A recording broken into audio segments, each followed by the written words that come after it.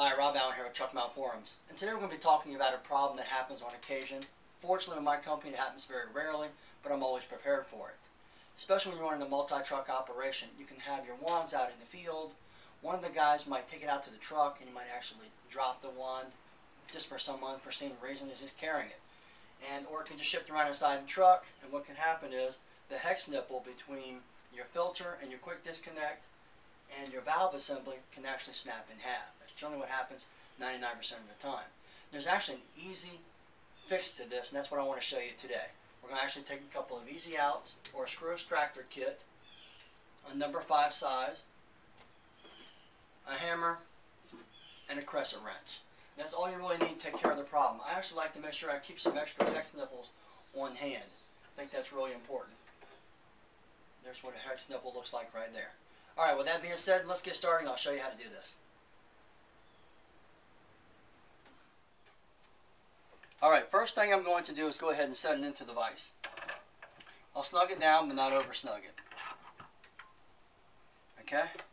Then I'll take my hammer and my number 5 screw extractor. Gently tap it in there. You might have to tap it a little harder depending on how long it's been in there. And then gently break it loose.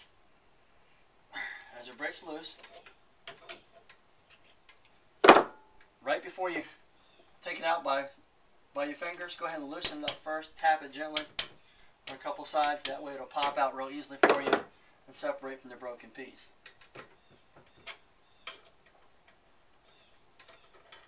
There you go. And there's your broken piece right there. Now sometimes it's broken up in here where the hex nipple is. So you might have to actually do the same thing here. Just be careful with your valve.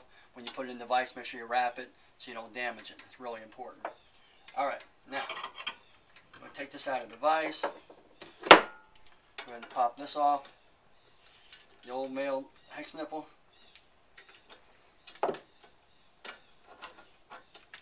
Work it off of there. And I like to replace mine with a stainless steel version. Actually, this is just a wand that stays around the shop.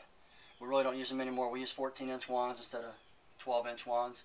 So this being the case, I'm not going to go ahead and change the valve right now, but I just want to show you for example here. I like to go ahead and put in a stainless steel version, which is stronger, and I also like to replace them with a stainless steel valve. I think it's really important.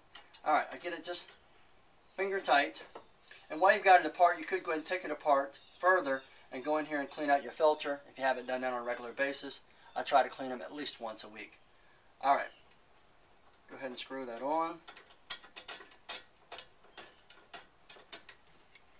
Snug it down.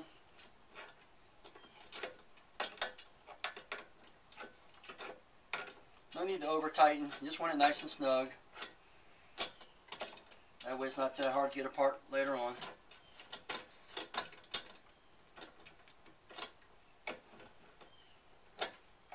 Once it's snug,